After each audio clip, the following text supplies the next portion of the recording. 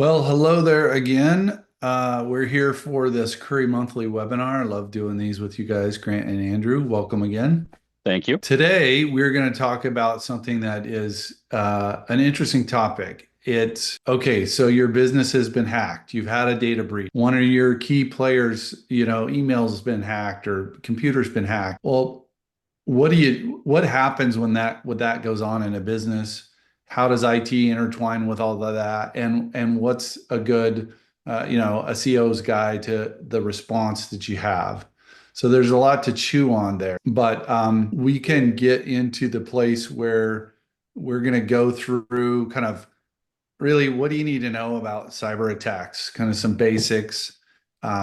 This one is interesting. Why most companies don't have a plan. There's, in their minds, good reason for it, but this is what happens. So you might see yourself in this when we go through this. What's included in incident response? So you've been hacked. Now what? Um, we'll touch a little bit on the navigating cybersecurity insurance and legal compliance, but there is a webinar out on our YouTube channel that already has the detailed information there. So we're not going to dive into cybersecurity insurance on this one, but we will touch on it. And then what you should have in a bulletproof incident response. And then, as always, we'll have a nice giveaway at the end. So let's go ahead and get started. As always, Succurri supports a ton of businesses and their IT. And this one happens to be on security. We have a lot of different topics out there that we run on our YouTube channel. So definitely go out there. We also have all of our webinars available on the website. If you go in a section on our website, there's a webinars and also all of our ebook. Grab it out there. That reminds me, I should probably put up a screenshot to show them where it is. But you know, you live and you learn. Beat the YouTube, drum as much as possible. yeah, it's always on YouTube. So, okay, let's just get down to kind of the common sense, the reality of cyber attacks in small businesses. Most small businesses go, it's not. But when we look at the average cost of a SMB or a small medium business, pretty significant. And the one question I had is, could your business recover if you had to pay out 120K or $1 million because you were hacked? But there's multiple ways that this happens. These attacks happen and how they get to the money. So let's talk about that. And I'll just flash these as you guys talk about these. I'll kind of flash them.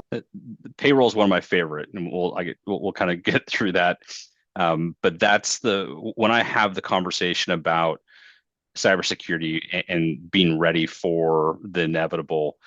I get the common response of, I don't have any information that I need to protect. And I always have to bring up the comment of, you have employees, you have payroll, you have money transacting. That's what they're looking for. Nobody cares about social security numbers anymore. Nobody cares about credit card numbers anymore. That is literally fractions of a cent on the dark web. You can pick up at anybody can go out there and go get it, right? Payroll, on the other hand, is real money, and large chunks of it that can be redirected elsewhere with a little bit of social engineering.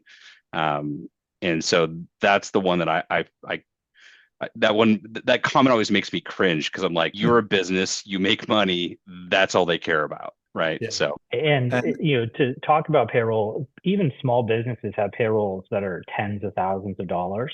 An average payroll is probably $100,000 for a medium, like a smaller medium size, and that's a lot of money. I mean, these hackers are happy with 10,000 or less, and they go to extreme lengths to like set you up and like trick you into sending your money somewhere else. So whenever anyone says, "Oh, well, I'm just not big enough," I'm like, "No, actually, you're the perfect size, because you will not have protections in place, and they're going to pick you, and you're going to lose your money."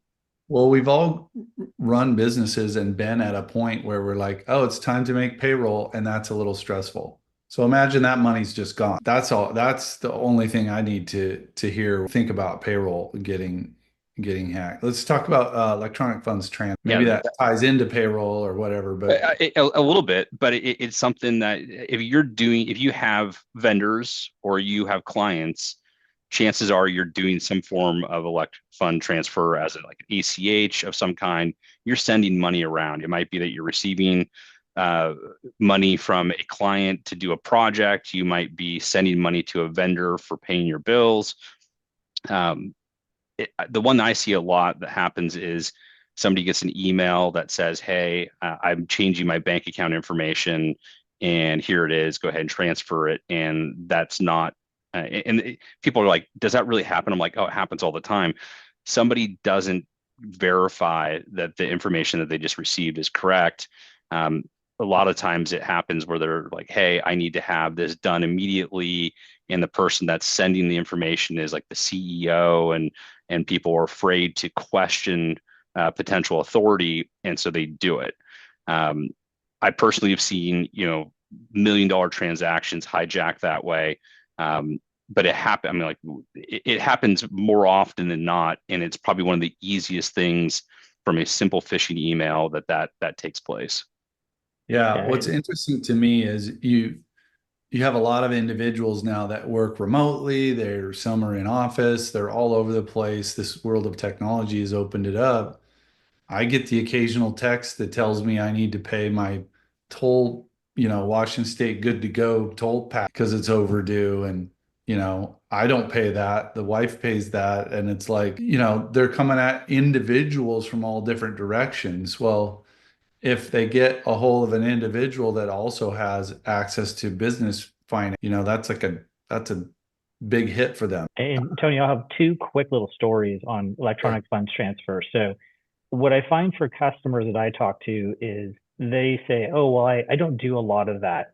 So I have an architect customer, and I was reviewing their cybersecurity insurance policy, and I said, "Hey, your like funds transfer fraud limit is kind of low. Do you guys ever use it?" And she's like, "No, not really." And I'm like, "Okay, so like never ever?" And she's like, "Well, no, we do occasionally." And I was like, "Well, how much?" "Oh, it's like usually 3 or 4 times a year." And I'm like, "Well, what's the dollar amount?" "Oh, it's like usually $150,000 each time." And I was like, "That's a lot of money, and your policy only covers 50,000." So So, you know, if they lost that somehow in an attack, their insurance would only cover 50K of that loss. exactly. And for them, they're what was that, like $600,000 a year? I'm like, in their mind, that wasn't a lot because it wasn't frequent. And so that's what I try and tell customers is like, we have to scratch the surface a little bit more on what's not a lot or why you're not valuable. The other one, which this is talking about a business kind of going under because of this. So in the early days, like this is probably like 6 or 7 years ago, we had a customer that was a title company for like real estate and they would hold money in escrow. They got hacked twice. And so actually the first time it happened, they had to pay out. They didn't have a lot of money, but they could afford it. The second time they got hacked, they had to pay out again. And this time their insurance company basically said, "We won't insure you anymore." And although it didn't end their business, it financially crippled them. And they had to like find another company that they would partner with, or like ultimately got merged.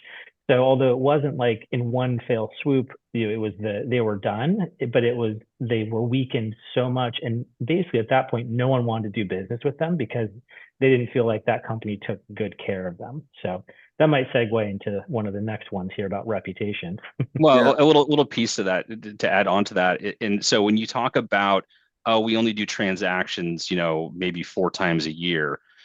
So when somebody actually compromises an email, it's sometimes this smash and grab where they come in, they do their damage and they run, right? In most cases, they're going to sit there for potentially months undetected and wait for these types of transactions to happen. So you think if somebody gets into an email, they're going to go through every single email and look for patterns and look for these types of transactions that they can hijack. So if something's happening every 3 months, that's not that long for that somebody to sit there and wait and be ready to hijack that transaction. So uh, time is also not a key piece of safety.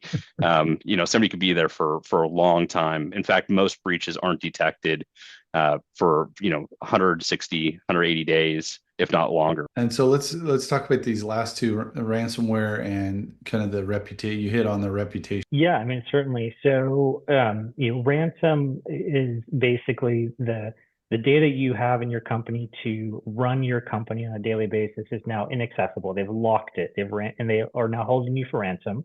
They generally know how much your insurance policy is going to be. Most companies have $1 million cybersecurity insurance policy. That's what they're going for, is $1 million. But let's just say your insurance policy pays the ransom. What you don't realize as a business leader until it's happened is that while this process is happening, it's not like you call IT and they flip a switch and things are working. Like, you're down for days. So what is the burn rate, right? And so I go through the calculation with my customers of the burn rate. What does it cost you every day to run your business? That's your burn rate. So it's the cost of your staff for 8 hours. It's the cost of your operations for that 8 hours. It's the lost revenue that you didn't generate in that. Take that, multiply it by 3 to 5 days, which is the average for breach restoration. That's your burn rate. So that's an amount that your insurance policy may or may not cover, but it's really hard to quantify until you're actually in that event. So, not only are you going to pay for the ransom, you're going to have your burn rate run. Well, there's also a ringing the bell twice, right? So from the hacker's perspective, keep in mind the ransomware is the piece de resistance as they walk out the door. They've already exfiltrated your data at this point. Everything that you have on your systems that they can get to, they've sucked it out and put it into a different spot. So even though so you pay the ransom, right, and you get restored because you decide you didn't have proper backups in place, you didn't have a plan, they have your data. So what can somebody do with that data? So like, it's not like once you pay the ransom, it's done and you move on. They're going to be figuring out every path that they can to get more money out of you. So, and also, if you're paying, they're going to come back and try it again because they know that you pay. So it's not over by just cutting a check. And something to keep in mind. So the reality is this happens to businesses. The reality is there's a cost to it, and there's multiple ways they Yeah. and And so I would like to touch on reputation before we move on, just really quickly. sure. So I put a couple posts out this week in preparation for this webinar about a reputation scenario I had just and so it's a customer of ours, the great customer. They happen to use all of our advanced security tools, so I'm able to give them guidance and advice at a much higher level than I would the average customer. And during this conversation, we were talking, and they've got this great client. They're growing. The client's generating new sales for them, and they're growing in a market that's shrinking. And so for them, like, they're doing great. They've got multi-year contracts. This is like the dream. And so I was congratulating them. I love to celebrate those victories. I'm talking with a lot of companies that are not doing that well. And so as we were getting into their advanced security dashboards, one of the things I always look at is the metrics that I use to hack, right? So like, basically our security dashboards are the systems that tell you how you'd hack into a customer's computer system. And we walk through them. Well, they're like, first thing that you see is their password hygiene. Their staff are not doing a good job of using the password. And those that are using it have like active breaches that have happened, like their passwords are already on the dark web. And so what I did with this customer is I walked him through what's going to happen next. I said, so you now have this awesome contract with this awesome new customer. Your relationship is still fresh, but they believe in you. What happens when John Doe, who looks like a project manager, who works with this customer, who is very like, I could breach him today probably if I wanted to with everything I'm seeing here. What happens if he gets breached and that hacker tricks your customer into doing something and they get breached because of you, and it costs you guys that relationship? I'm like, what would you transform that into money-wise? And he's like, that is millions of dollars. And I'm not like, joking, like, he literally millions of dollars of current and future sales with this relationship. And so what I try and highlight to companies is like, you don't understand the relationship or the reputation damage until you truly figure out like what your risks are. So that I think is a huge one that we all. Well, and we'll dive into that a little bit here in a bit. So I don't. This is probably industry term. It's the first time that I heard of it, but that doesn't mean anything usually. But but but boom, boom, it happens. The incident happens. So you guys talk about left of boom and right of boom, and so walking through the a little bit of the scenario on, okay, we're over here, nothing's happened to us, we haven't been breached, we haven't been hacked or anything like that. The things that go on or should go on in terms of preparing for that boom, because it may still happen, but you also have to then, and we can talk about this, go into, all right, well, what do you do if it does happen? So Grant, Yeah. maybe talk about, left of Yeah. boom. So the left of boom is really the preparation for when something happens. And it's not a question of if, it's a question of when, right? And so the more work you do on the left, the less painful it is when you have the on the right side of boom. So after that explosion happens, if you've done all your homework, you've done all your training, chances are your risk is pretty well mitigated at that point. And so the damage that's going to be done is going to be significantly less than if you don't do anything on the left side of boom and you just wait for something to happen. So having, obviously the point of the webinar today is having a great incident response plan in place, or even having a incident response plan in place. We'll start small, right? I'm a big fan of Yeah. crawling before you walk and walking before you run. Having some training for your team and your staff to help mitigate that potential risk that human beings are not to sound condescending, but are kind of like the soft underbelly of a security program. And we've talked about this in other webinars where I can put as many technical controls in place to protect a company, but if somebody willingly gives out information, I can't stop that. And so that only comes from uh, ongoing training for staff to be able to let them know, being able to see, like you mentioned, the text for the tolls that are outstanding, understanding what to look for, seeing that it's coming from a phone number that's probably like South Yeah. Africa or something like that, knowing Okay. that knowing that those little things, and being able to see those phishing emails isn't about, oh, there's misspelling in them anymore, because they're all done by AI. And so they sound really good. So what are some of the tactics that you can use to be able to spot those? But keep in mind, this isn't necessarily what we're talking about today, isn't all about like the breach itself, right? It's about what does it look like after this comes through, right? So like it is no longer a technical related issue, right? It becomes a very, very business related issue, and tech only provides a small part of the restoration of a company. And I think that's where a lot of people get lost in. They're like, oh, my IT will get me back up and running. I'm like, Right. that's not what it looks like at all if you ever have gone through one of these incidents. I'm so glad you brought that up because this is really like a business crisis versus like a technology. Yes, technology is a part of it because maybe that's the way they got in, although there are some other ways that they could get in without technology, maybe. Um, but I think you're right, spot on. Most people go, "Oh, a breach or I was hacked," and they think technology, the IT guy is going to solve it, going to fix everything. And what you're saying is, well, no, IT is, there's a piece of IT because maybe they manage security, maybe they don't, because you're not paying them to manage that, or you don't think that that's a priority. But really, and this is why I like the idea of a boardroom, a war room. It's like, who are all the people in the business that if this goes down, we need to get on a call or in a room together to talk about everything that needs to be done. I kind of think of back, going back to like elementary school where you used to have to do fire drills, right? So if something did actually happen, it wasn't just chaos of, elementary kids running around freaking out. Like you had one, once a month where the bell went off, or I'm going to date myself, but like we even had, this is during the Cold War, where you had to get underneath your desk because there was, a potential wartime that was going to happen. Obviously, the desk would have done nothing for us, but I digress. So having to go through the exercise of if something actually happens, you have to prepare, right? And it's using like a sports analogy.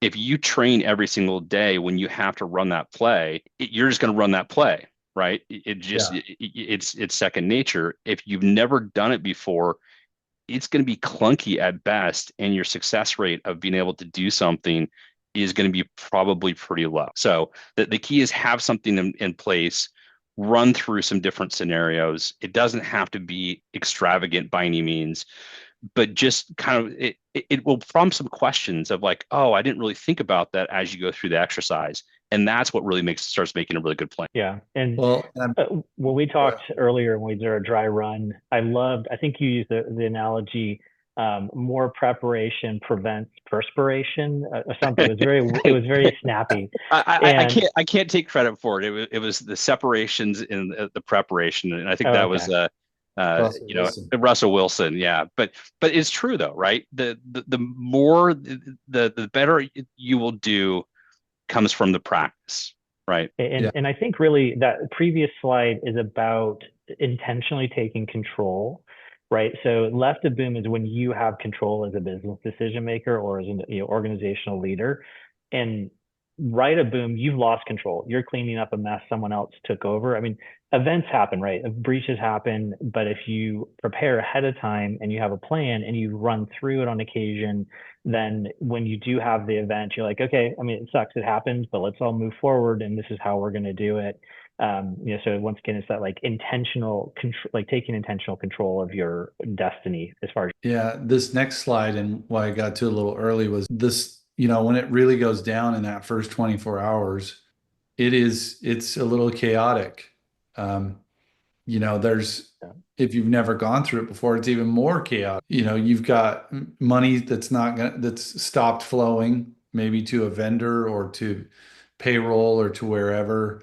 Heck, maybe you have people that are employees going, oh, we just got hacked on social media or something. Definitely insurance companies going to get involved. I mean, talk about what the first 24 hours. Yeah, it's chaos, right? And so from my perspective, I get the owner calls, right, and says, this just happened, and they're angry, right? Because now all of a sudden, like every single emotion you could ever think of is now coming up through because they have lost complete control of their business. And so, and keep in mind, we're talking about without a plan, right? So this is where like you just have no idea. This is the first time you've ever been there. You're scared, you're shocked, you're angry. Like you're trying to figure out like, okay, what is it going to take for me to get out of this? Like the bargaining, the depression. I thought it was kind of interesting that those were all the things that the words that were coming out, and we're like, this is, seems similar to some other, step programs. So, you got clients that are calling in a panic because, if it was a wire transfer and their money's gone and now they're holding you responsible for it. Like you mentioned, employees love social media and documenting every last bit of their life. So likelihood that there's somebody that's going to post on social media about they can't function because they've been ransomware or been hacked or whatever. And so that goes viral, and which is not good. The cash flow, not like if your bank just got emptied, cash is not moving around. And then the insurance company side of it, that's kind of both on the if you have a plan and if you don't have a plan. Like you're probably calling your insurance company praying to God that you have some sort of coverage for what's just happened. Most people are going to find out that they don't, even though that there is maybe some sort of insurance, cyber insurance rider there that's probably not going to cover anything. They won't pay out on it. You have to have a true cybersecurity insurance policy in place for any sort of coverage. So Andrew can talk a little bit more about those because he goes through them on a regular basis to be able to show our clients what sort of risk they have based on the policies that they have, which is I think one of our key differentiators of how we do business versus some others out there is that I don't know anybody else that can actually tell you what your risk is when you look at an insurance policy. So, but yeah, this is first 24 hours is chaos. And for some of our customers, I can actually quantify the dollar value of their risk. Medical is like really, there's metrics that we can plug it into a formula, and I can tell them exactly what their cleanup expense. I think it's really important here, though, to highlight that first line, which is the denial, shock, anger, bargaining. So what Grant said is the owner calls Grant, the IT, first, right? And then like whomever the IT is, IT always is called first. And the owner or the decision maker is mad, they're angry because their businesses or their organization has been violated. And so it's a very visceral experience. They're coming to IT saying, and this is where the bargaining starts, like, what can we do to fix this right now? Like, I need this to go away right now. And you're like, we can't. This is now out of our control. And so that's when the depression starts in. And by the end of the day, the acceptance of like the day was shot, and maybe the next several days are going to be shot. And so this is why I brought up like that intentionally taking control. Like if you choose to take control left of boom right before the event happens, you can control a lot of the emotions and the things in this first sentence. Because after the right of boom, which is after the event, you've lost control. So what I want to show is like, IT is not in control of this event. IT is going to be a resource, but it's not. Right. We'll get into some of that when we talk about the actual plan, what's in that. So, I mean, let's face it, most companies don't have a plan in place, and we're very reactional animals. What is it? The lizard call it. Bad things happen. And unfortunately, it's like, oh, okay, I guess we got to do something. But at that time, like you're saying, Ship a sail. If and when it happens, if you have a plan in place, how to run the play. And so things are less chaotic. Things are less, there's still probably a little bit of anger in there. But the fact of the matter is, when you have a play to run, everybody kind of knows what to do. And that calms things down a little bit. But this screen or this slide should be like a mirror, that's held up to people. Like, okay, if this is you, these aren't necessarily excuses or reasons why you shouldn't have a plan, but this is what people tell themselves, maybe is what. This is what people tell us, right? And so if any of these things resonate, then you probably are one of the people that need to have a plan, right? I didn't know. Yeah, I did know. So this is the opportunity to start, and that's the key is that you got to start somewhere. But when it comes to like the lack of awareness, that's ultimately just somebody like I wasn't aware that I needed to have a plan. I often hear like I just don't have the resources to be able to do it. I'm super busy. It's just not something that is it's not a priority is another one. We don't have the expertise. We don't have the right IT people to be able to do it. Or my favorite one is the overconfident. I have nothing to worry about. Right. We're good. Or the other one that is like, oh no, you're IT, you've got me covered. And that's the one that makes me cringe the most of like, wait. At what point in time did I say that I was going to take on the risk for your entire business, right? I'm here to support your company and make sure things run. But there's so many other inner working parts to a business outside and above IT. For you to go to an IT provider that one is not providing you that service and expect them to take on that level of risk, you are indeed overconfident. Right. And so a couple of just quick notes on that. I mean, we all tell ourselves stories, right? Me personally, I'm going through sales training right now, and I don't particularly love sales. I'm learning a lot, but I keep telling myself stories because the sales training is like, you need to change this behavior, and this behavior. And I'm like, but I think I'm smarter than that other behavior. So I don't think I have to do that one. And I think this one doesn't count for me.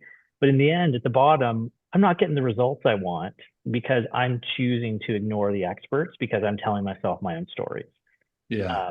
So you have to really be careful of that. The other thing that we get in, this list of items that comes up is it's actually quite to do these things. One is if you're a business decision maker, like delegate. Like we have there's so many resources out there to at least get somebody started on this. It doesn't have to be the business owner or the business leader. Start doing some delegation. The other thing too is, like, if you're looking at your internal resources or there's three things to be aware of. One is there's compliance, which is like if you're in a regulated industry like healthcare or finance or Department of Defense, you're required by law to like do this process of becoming compliant. There's security, which is actually what protects you, which is where we focus most of our resources. Like, as when we're consulted with the type of customers we have, we actually prevent the thing from happening. And then you have IT that just runs your day-to-day operations, so your computers turn on. The companies that do the day-to-day IT will not be able to do security very well, and almost never can do compliance unless they're a larger firm like ours and they have specialized resources, because it's enough, like managing people's computers is enough to keep you busy, and you're not going to have time to be specialized. So like if you just have the local IT guy, he's most likely going to keep your computer turned on, but he's no way going to secure you, and there's impossible for him to give you compliance. What about the brother-in-law that works at Microsoft? Was he able to keep you secure? He's really smart. Yeah, that one. That is like, I can almost tell you that when I hear my boyfriend's an IT guy or my brother-in-law is an IT guy, and I'm like, oh, you're gonna get breached. Or my son, yeah, my son. I'm like, oh, you're getting breached like really quick. Like, I'm gonna make sure that I have nothing to do with you when that happens. Well, the thing that you've brought up a little bit that I want to call out again is, and Andrew, you just brought it up, and I love the way you did the layers. Like, oh, okay, your technology is turned on and it's working. Okay, well, we're going to we're going to provide some layer of security to help prevent this.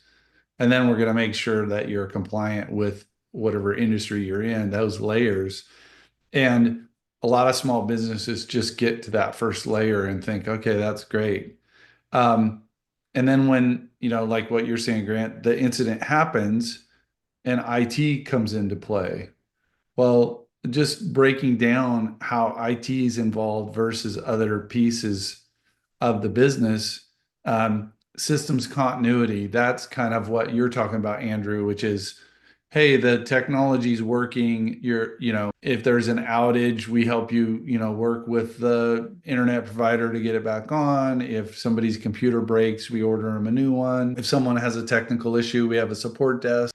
We back up your data. That's all system continuity type stuff, right? Correct. Exactly. It's the lowest level, right? It's like the lowest common denominator. Every business has it. But you're not. And so when an incident happens, IT, what you're saying is, look, we'll help get this stuff back up and running. Is that what you're saying? Yeah, basically, we'll restore your backup and pray to God you have a good backup, and we'll help close the breach that happened and put you back together. But ultimately, it's very much reactive post-incident cleanup. It's not preventive. Well, and Andrew pointed out a good point here, is that not all IT are created equal, right? So while we have very expansive backup systems in place to be able to do many different types of restoration and being able to hit specific timelines, which is called an RTO, or a recovery time objective timeline. So like, if we need to be able to have somebody back up in minutes or hours, we can accomplish that. But not every backup system is capable of doing that. Some backup systems you'll have your data back in 2 weeks, right? If it even restores properly. So that's something to kind of keep in mind, is that it's not all created equal. And you have to, and part of the incident response plan is having that understanding of what is your recovery time objective? How long can you be down without it really, really significantly impacting your business? Yeah. And that's a question that needs to be answered long before right of boom, because ultimately, if your IT provider is saying, I can restore your data in 2 weeks, but your business goes out of business in 3 days without having systems up and functioning, there's obviously a pretty significant gap of communication of what's happening there. What's a good rule of thumb there? Like, I can imagine, hey, we do, 1,000 transactions a day versus we do a transaction. It goes back to the burn rate that Andrew was talking about. Is that how, what does it cost to have what's your burn rate on a daily basis? And if you have a significantly high burn rate, those like really expensive or really technologically advanced backup systems become pretty cheap if your burn rate is really, really high. And so Yeah. all of a sudden you're like that's where you start running like redundant systems and things like that. Now, I'm not saying that we see that a ton, right? But we do have clients that say, I can't be down for more than 2 or 3 hours. Okay, so Right. we have to have systems in place to be able to spin them up, get them up and functioning at a base level in that timeline. And we have some clients that are like, I can, a couple days. I will be perfectly honest, there's not a single client that I've ever come across that can survive 2 weeks. But yet I know of a lot of backup systems that are going to take 2 weeks to do restoration. We have a customer that's a larger engineering firm, 60 plus staff members. And it's when you get to that size that like they have so much operational overhead and their burn rate is so high, they have to actually address these things. And so we get to go through these exercises. Their burn rate, we've calculated it together, is $20,000 a day.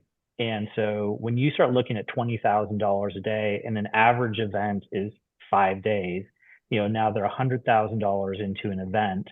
They're billable, right? Like they know all that billable time is going to go away. So when we look at their backups, like they're multiple thousands of dollars a month in backup, but for them, it's nothing compared to one day of burn rate, like even a couple of hours of, and for them, what we've done is we've classified their data into high priority. That stuff gets very specific backup RTOs. And then we have low priority, and that's in the 2 week restoration zone. And like we've talked about it already, we know what's going to happen. We know what we can bring back. They're simple conversations to have. Like it's an hour sit down. So what you're saying is some of their data they need up right away, and some of their data they can wait a little bit longer. So you prioritize doing that. That's really We containerize it. So we put the high value data in one container and the low value data in another, and we back them up into different directions. And so their low value data, which is like extensive, is a lot less expensive to back up. And you really have to know how that data is used in that particular business to even get to a point where you know what to do there, or to Exactly. have the expertise even to know that that's well. And like you leverage a firm like us that walk you through. But ultimately, what I tell the customer in that kind of conversation is, because they'll say, well, I don't know. And I'm like, okay, well, let's do this. I'm going to go over to your server. I'm going to unplug it and walk out of the office with it right now. What do you do? And they're like, oh, well, we need our AutoCAD SM this. And like within minutes, they're spewing out everything I need to know as far as what's priority. And right. then I start to tease out like, oh, well, who used, what are they produced for? And by the end of a conversation, we've basically built an RTO template for that company because they've told me what it would look like if I stole their server or I walked out the door with it. And An they didn't have RTO again is what? Recovery time objective. Recovery time objective. Basically, how long can you stand being down without this? Yeah. And So we could have like a whole webinar on that in itself. So I should not just digress. systems continuity, we could go down that rabbit hole. So response plan, part of it is a level or even insurance. You may not even have insurance, but cybersecurity insurance and the process you go through. Because no matter what happens, okay, call the IT guy first. The IT guy says, great, we'll try to get you back up and running. But I bet you guys do you work in tandem with the insurance company? How does that work? Well, yes and no. So this is actually an interesting spot where the I guess I'll call it a fork in the road, right? So if you do have a proper insurance policy, most likely the insurance is actually they should be your first call. And the reason why is that the policy actually will most likely dictate that you have to use their team for the forensics and the remediation. And then at that point, your IT team is actually a resource to the insurance company. Right. So this is an interesting paradigm because while the insurance company is the person that you pay on a monthly basis to make sure that you are covered during these types of events, they don't necessarily have your best interest at heart, right? Because they're looking to see potentially why they don't have to pay out the policy. Now, I'm not saying this is a bad thing. I mean, it's part of the business, right? It's, the insurance companies are always looking to see where the risk is and what they don't want to, if they don't want to pay for the policy. But all of a sudden now, if you were in control, like, so if I was the IT provider and the owner calls me, I'm like, oh, okay, I'll go in there and figure out what's going on. And then the insurance company comes in. Basically, now they bring in lawyers, they bring in their own forensics team, they bring in marketing and communication groups. So a single phone call with an owner and IT person now potentially has 10, 15 people on that call, depending on the potential losses that have happened during this breach. And so I'm no longer a part of the conversation about, other than here's the information you're asking for, because that the insurance company is now running the show. But as the IT guy, don't you, or as the IT company, don't you guys say, don't you attest to that you have all these controls in place? Don't you tell the insurance company, yep, we've got all these controls in place? So that's a great question, a great point. The answer is yes. From my perspective, going through these types of events isn't it's horrible from the client side of it, but the insurance company is asking for information that I have, that I can easily provide them and show them. And we've attested to those controls for our clients because they have them in place and we're managing it for them. So for me, it's just a formality. Yes, here you go. Here's the information you're asking for, and they go through it. That's not exactly the event that's going to take place for everyone, right? So I know that there's providers out there or even owners out there that have said, yes, I have this in place so they can get the policy, not realizing that basically that's the noose that you're putting around your neck, right? So you've attested to a control that is not there, and you can't prove that it's there. And the moment that the insurance company sees that, they're going to throw their hands up in the air and say, I don't have to pay for the policy. And then they're out. So now you're out on your own little island again with no life raft. Right. Yeah. Right. And to kind of highlight that, so when you go through a cybersecurity insurance policy application, there is a section that has you as the applicant check boxes that says you have various security controls. These are the controls that reduce the risk or the likelihood of a breach, right? So insurance companies want to reduce risk. And when we started doing this like 5 years ago, where you had cybersecurity insurance policies, it was 2 questions.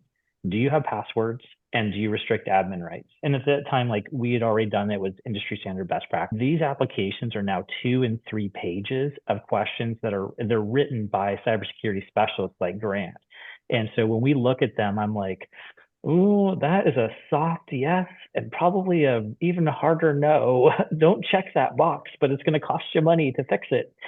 So, so when we talk about attestation, Grant and I will only sign off on things where the customer is using our tools, because we can prove that we have it and track it. We do not sign off or attest on cybersecurity policies for anything else, because it's hugely huge. Just really quickly on insurance. So and we'll talk about our little special at the end, but one of the things we see consistently that really trips up people with their cybersecurity insurance policy is, one, is they attest to something they don't have a control for, so they can have their policy thrown out. The other one is they get under coverage on the things they actually need. So that's having someone look at the policy with them, quantify their monetary risk of an event.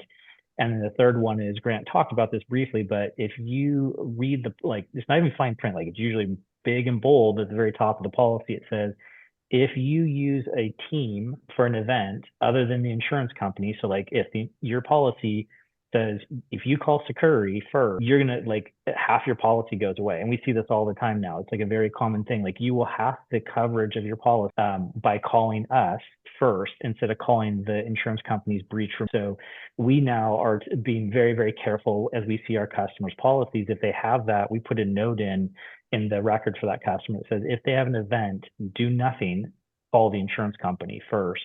And then, like Grant said, we become the resource and they tell us what to do. Right. So yeah, and I think that's going to become like a consistent across the board, because insurance companies want to clean up a mess and they don't want to deal with 35 different IT companies. Well, it's like you've worked on your car, now you take it to the mechanic and they charge you double. They're like, you've already messed with this a little bit. You've already Right. you screwed this car up. Now you want me to fix it? It's gonna take you more. So Bubblegum and tinfoil I'm looking at. Yeah. yeah. Um, but it kind of dovetails into the last part of the what's involved in a response plan. You know, you've got the systems that need to get back up, you've got insurance that you have to work with, but maybe I guess might not be the most important part, but what's the right way? The most impactful thing is that ownership and leadership knows what to do in the plan. Like Andrew, you're saying, we know this about our policy, so this is what we need. These are the steps we need to take, and here's who needs to take it. And this is how we kick that off. And you know, Succurri is our IT company, so all that plan, that decision-making process of who does what and when things go down. Um, and you know, what if so and so's out of the office? You know, all the stuff like the common sense stuff that you don't think through needs to be a part of that. There is one thing I wanted to talk about here, customer communication. So, for example, if we were to flip this on Succurri, Andrew, you communicate with the customers quite a bit, with your guys' clients quite a bit at Succurri. And you do your quarterly planning, your annual planning, that type of stuff, or quarterly reviews. So it would make sense that if on the executive team, if something happened, you're the guy to make sure all the customers know. Or maybe your service manager is the person who makes sure all your customers know like what's going on. But you have to have someone that's like PR, right? You have to have someone that crafts a message so we don't incite riots and panic in the streets. So two parts of that before Andrew hops in. So one of the things that isn't thought about a whole lot, but it makes sense after you realize it, is that your form of communication might be email. Well, what if your email system's down and that's part of your so having a backup out of band communication capability is imperative, because if your phones have gone down, your email's gone down, you can't communicate, right? Smoke signals aren't going to get you very far. So what is Right. your other methodology of being able to communicate? And do you have the information? So now you can't even access your CRM to be able to know, to be able to have all the information to be able to communicate with your clients. Where is that at? And that's all part of having that plan, right? Is to like, what's the backup to my existing communication platform?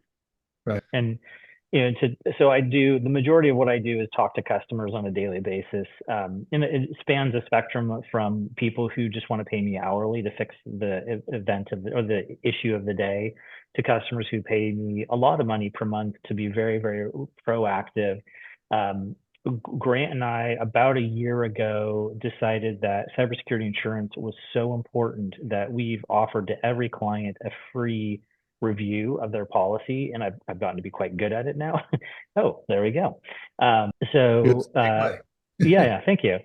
So so what so what I'm doing, like when people talk to me, like my team, we actually are asking our customers for their policies. Sometimes we're even like begging, and I will say like if we don't get it, we just keep asking review after review. Hey, can you get it for us, or can we talk? But having reviewed now many policies, there's a lot of themes that have come up that you stand out for, and we wouldn't know it if we weren't looking at the policy, and the customer certainly doesn't know it. And what's even scarier is the insurance provider, like the broker, they don't understand the policies. And we will like even go talk to the insurance companies, and you have to get into like a specialist to even tell you what they're talking about. So it's not cybersecurity insurance is very important, but it's not just a write a check and the problem goes away. You do have to like take a look at it. So yeah, I'll plug this little webinar. If you have not watched this webinar, this is probably quite possibly the most informative webinar I think we've done. I learned a ton from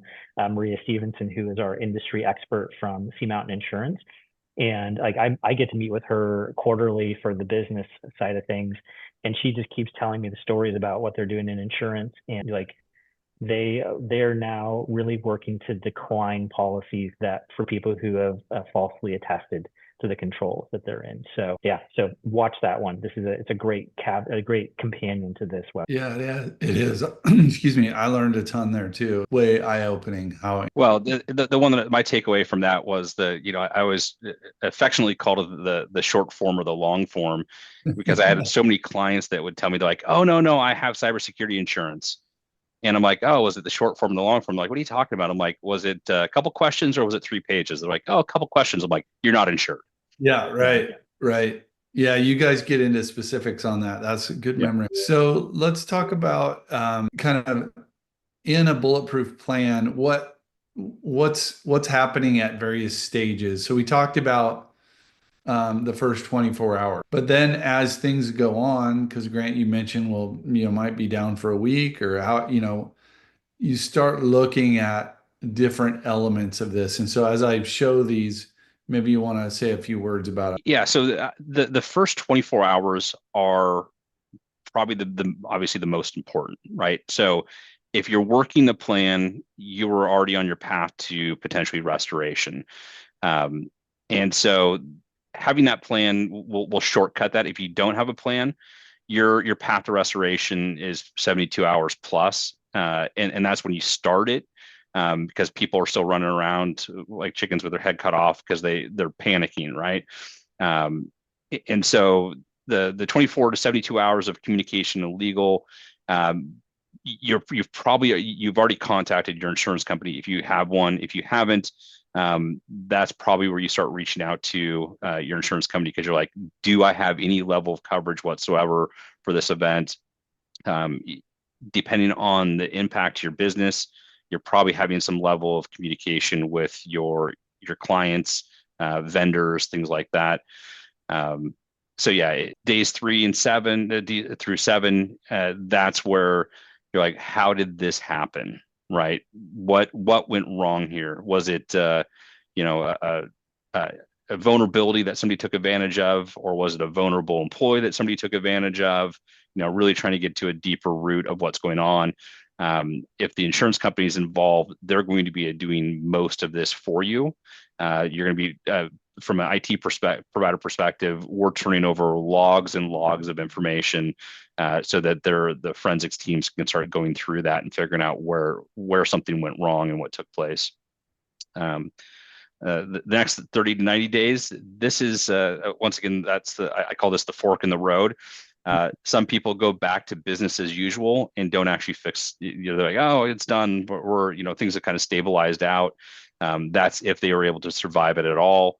The reality is that from a long-term perspective, the next 30 to 90 days is where you start looking at what happened and how not to have it happen again. And so the title of this talks about creating a bulletproof response plan, but the reality is that this is kind of this is the path that everybody seems to be going down, and this is where you have the opportunity to learn from your mistakes. If your plan didn't work as anticipated, obviously that's where you want to make those adjustments and saying, okay, this is what happened. If you have gone through your tabletop exercises, chances are all of this is going to be much, much smoother, and you don't have to close your doors to business. So yeah, we're coming up on time here, so I want to make sure we get down to Q&A and the giveaway at the end here. So I'm just going to put these both up there about the most important things to remember. Like, if this is what you take out of here, these are kind of the biggest. Andrew, maybe. Yeah, I mean, definitely check on the cybersecurity insurance coverage. I think in the next slide, we're going to tell how you have this wonderful opportunity to chat with me at no charge from your cybersecurity insurance policy. So creating the response plan. So we try and make these webinars as agnostic as possible, providing business decision makers, organizational decision makers with 30,000 foot, like, understanding information from Grant and I, which are on the front lines of this, both have 20 plus years of expertise. We want to educate. ultimately, like, we didn't flash up a response plan, but there's tons of different ways you can Google, cyber incident response plan. If you happen to be someone who signed up for the webinar, when I chat with you about cybersecurity insurance, I will chat with you about the framework for a response plan and how to get started. Some nuggets. First is figure out if you're in an industry that has compliance requirements, federal, state, local industry. If you do, that's where we start. The next thing would be determine in your organization what's valuable. And like I said, use that scenario. If someone ran out of the office with your server or cut off the internet, those are the places you start. And then, we do provide this service. So if you want, we'd be happy to chat with you further about helping you through that compliance. Good stuff. Yeah, we kind of kept it general, like what's involved in a plan. How does that plan get put to use? And each plan is a little bit different. Appreciate going over that. Yeah. And the reality is that with AI nowadays, if you want a framework, you can type in, I need an incident response plan framework. Having the framework will give you some key points and some takeaways. The key is that you have to fill them out, right? You have to go through the process because AI doesn't know everything yet. And it does take time, and it's framework. You have to put your own business information in there to get the value out of it. So Q&A, I don't, let me just check a little bit if we have any questions. One question from Sarah. She is wondering, let's see, what's the right way to phrase this? Basically, she hears mostly that people's emails get hacked or their personal emails get hacked. How does that impact a business, or does it? But yeah, I can take on. So personal emails getting hacked. There is a transition to business related items. I think that has a lot to do with password hygiene. So a lot of people, most people, use password patterns for all their passwords because they want it to be easy for them to remember. And so it's going to be the same password. Either they're using the exact same password for business and for personal, or they're using something with a different number or a character at the end of it. And so if a personal account has been hacked, it makes it fairly easy to transition and move over to that business account. Also, chances are you have business related items like payroll stubs that are coming into your personal account. And so it just gives enough information for somebody to reach out to your HR department, maybe even from your own personal email address and saying, hey, my payroll information's changed. Can you send my payroll over to my new bank account? And boom, it happens just that quick. So having a personal account getting hacked there's a potential of having a breach there. And Tony, I see another question from Stephanie. So Stephanie's question says, I'm hearing that Office 365 and Google are common email systems that are getting hacked. How do we prevent that from happening if it's becoming so common? So I know we have some solutions we use, Grant. So maybe you can address how you would go. Yeah. So there's not a silver bullet, right, for everything. Multi-factor authentication at bare minimum, right? That you have to have a different form of authentication other than a password. So if a password is breached or bad password hygiene is still taking place, MFA will protect that, but it is not the only thing that will stop that. So we have clients that still readily give up their information and do like somebody gets phished and it's called token theft. And I won't get into it too far, but basically they get sent to a web page that looks like Microsoft's site, and they put their token in there, and then the thief actually takes the token and then can log into your business email or your 365 or your Gmail once they've done this, and they can come and go as they please. So MFA is part of it, but it's not everything. Having security platforms that are actually monitoring those back ends for suspicious activity, we call them indicators of breach.